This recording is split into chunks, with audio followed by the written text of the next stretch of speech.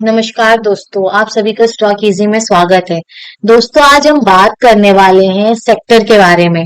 बहुत से लोगों को ये जानना है कि अब मार्केट में कौन सा सेक्टर चल सकता है, कौन से ऐसे सेक्टर हैं जो 3-4 साल में या मतलब 5-6 साल में ये कंपनी इस सेक्टर की अच्छे से इम्प्रूव करेगी, ग्रोथ करेगी और इसी सेक्टर में आपको स्टॉक्स मल्टीबैगर बनते हुए आप देख सकते हैं।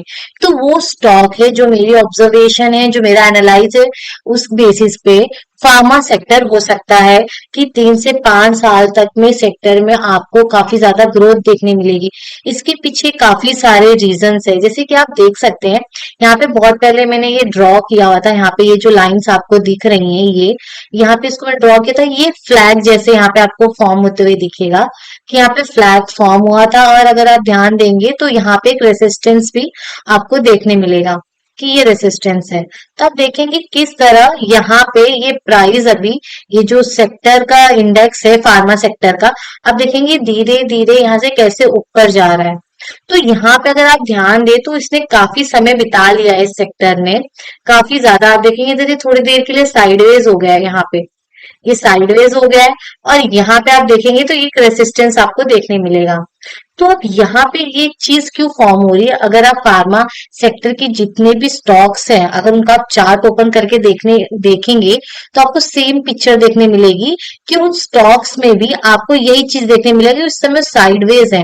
अगर आप फार्मा स्टॉक को ओपन करेंगे आपको यही चीज देखने मिलेगी जो आपको उसके इंडेक्स पे देखने को मिल रही है।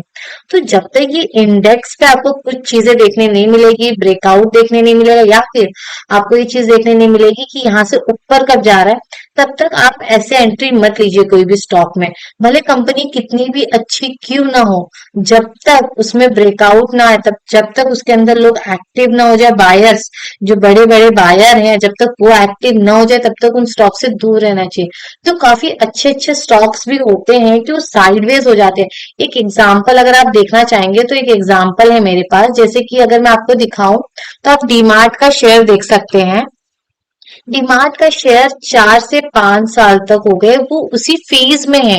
मैं यहाँ पे फेज की बात करूँ, एक फेज में फंसा हुआ है। अगर आप देखेंगे, ये देखिए किस तरह ये यहाँ पर फंसा हुआ है। इसको कम से कम अगर आप देखेंगे तो मिनिमम 4 इयर्स तो हो गए हैं स्टॉक इसी फेज में है।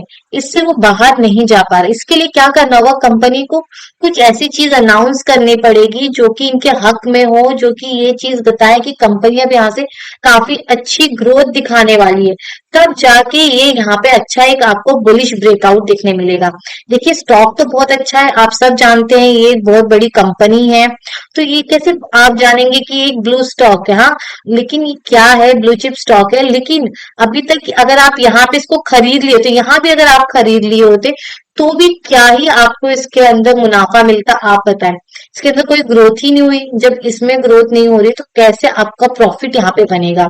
तो इसलिए कितनी अच्छी भी स्टॉक्स हो, आपको थोड़ा वेट, कंपनी अच्छी आपने फंडामेंटली देख ली, लेकिन आप ये भी देखिए कि कब और कहाँ, टेक्निकली हमें कब और कहाँ जाके उसमें एंट्री लेनी। जैसे कि आप यहाँ पे एसआरएफ को भी देख सकते हैं कि एसआरएफ भी काफी लंबे समय तक एक ही फेज में फंसा हुआ है। देखिए ये यहाँ पे एक फ्लैग पैटर्न फॉर्म हो गया था, लेकिन देखिए किस तरह इस फेज में फंसा हुआ। अगर उसको फंडामेंटली जाके देखेंगे तो कंपनी ने काफी अच्छा कैपेक्स किया हुआ है, लेकिन हमें कब और कहाँ एंट्री लेंगे उसके लिए हमें चार्ट भी रीड करने आना चाहिए।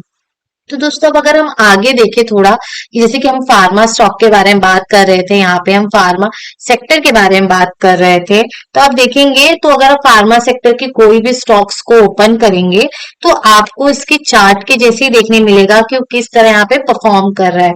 जैसे अगर हम यहाँ पे आ जाए फार्मा इंडेक्स में, जैसे कि हमने पहले भी यहाँ पे बात किया कि ये साइडवेज है और यहाँ पे हमें दिख रहा है। लेकिन अगर आप एक चीज आपको फार्मा स्टॉक्स में देखने मिलेगी, आपको ये चीज देखने मिलेगी कि अगर आप फार्मा स्टॉक्स को ओपन करेंगे ना तो आपको देखने मिलेगा कि हर एक फार्मा कंपनी जो है वो कैपेक्स कर रही है, वो अपने आप को तैयार कर रही है, क्योंकि उनको पता है कि आगे जाके डिमांड आ जाएगा।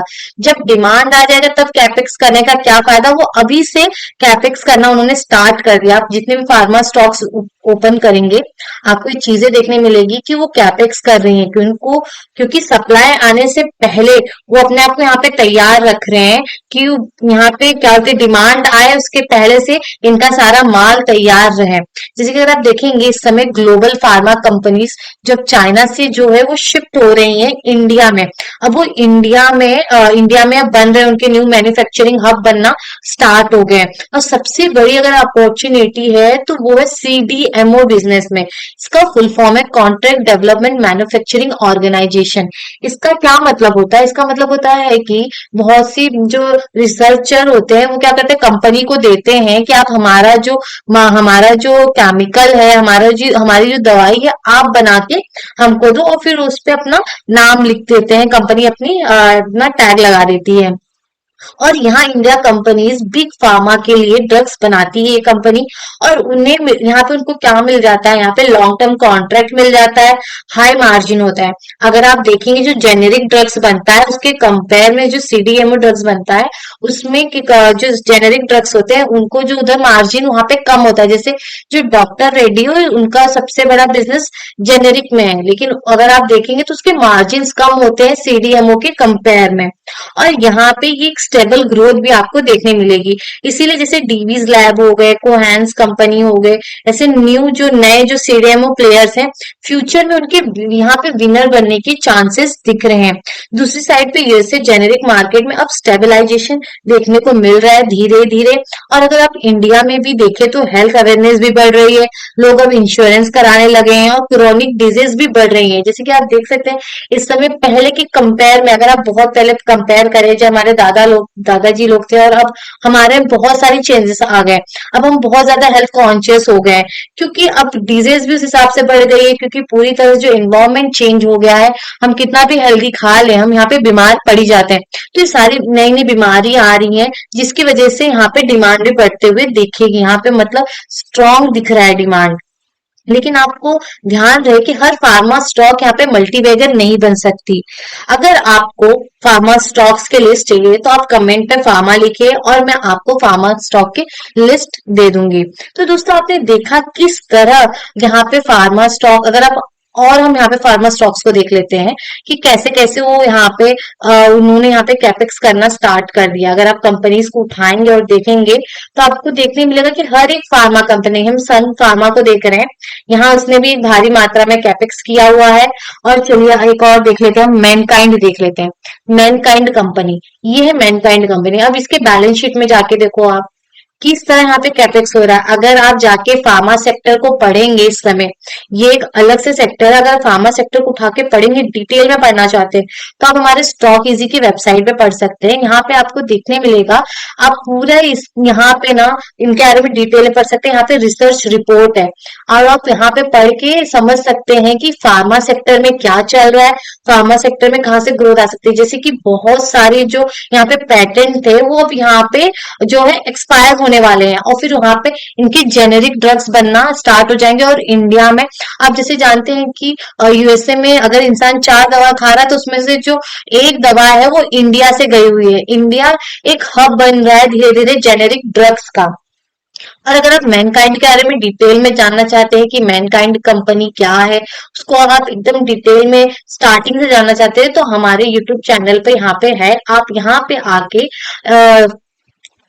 मैनकाइंड कंपनी के बारे में डिटेल में पढ़ सकते हैं। और अगर आप ये भी पढ़ना चाहते हैं कि रेवेन्यू क्या होता है, सीजीएस क्या होता है, और इनकम स्टेटमेंट के बारे में आप यहाँ और डिटेल में समझ सकते हैं।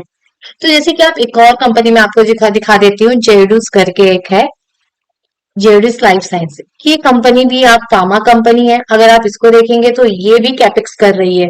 तो फार्मा स्टॉक्स में जोरों शोरों से लगी कैपेक्स करने में, और उनका चार्ट उठा के देखोगे तो आपको साइडवेज दिखेगा, यानी यहाँ पे कुछ तो पक रहा है। तो यहाँ पे आपको अब तैयार होना है। जैसे कि आप जानते हैं मार्केट भारी भरकम गिर रहा है, रोज 400-500 पॉइंट नीचे गिर जा रहा है, जिससे कि एकदम पैनिक सा हो गया है, माहौल बन गया है, लोगों को लग रहा है मार्केट एकदम गिर जाएगा। लेकिन यही मौका है, आप अच्छे स्टॉक्स को पिक करिए और उसमें इन्वेस्ट करके आप अच्छा मुनाफा कमा सकते हैं। यही टाइम होता है, क्योंकि जो स्टॉक अच्छे अच्छे हैं वो आपको एकदम सस्ते प्राइस में मिल रहे हैं यहाँ पर। तो आप उनको खरीदिए और उनको आप रखिए, क्योंकि जो कंपनी आपको देखना है, जो कंपनी कैपेक्स कर रही है, जिनका मैनेजमेंट अच्छा है, जो कि अच्छे से परफॉर्म करे, आपको बैलेंस शीट, कंपनी के बैलेंस शीट को, फाइनेंशियल स्टेटमेंट आपको एकदम थॉरली पढ़ लेना है, देख लेना है कि यहाँ पे उसके एनुअल रिपोर्ट को जाके पढ़िए, यहाँ पे क्या बोल रही है कंपनीज, उनके बारे में आपको डिटेल में यहाँ पे सब कंपनी के बारे में एनालाइज करने के बाद ही आपको उस शेयर में इन्वेस्ट करना है। तो दोस्तों आज के लिए यही रुकते हैं। वीडियो आपको यूजफुल लगा तो लाइक कमेंट सब्सक्राइब जरूर करें।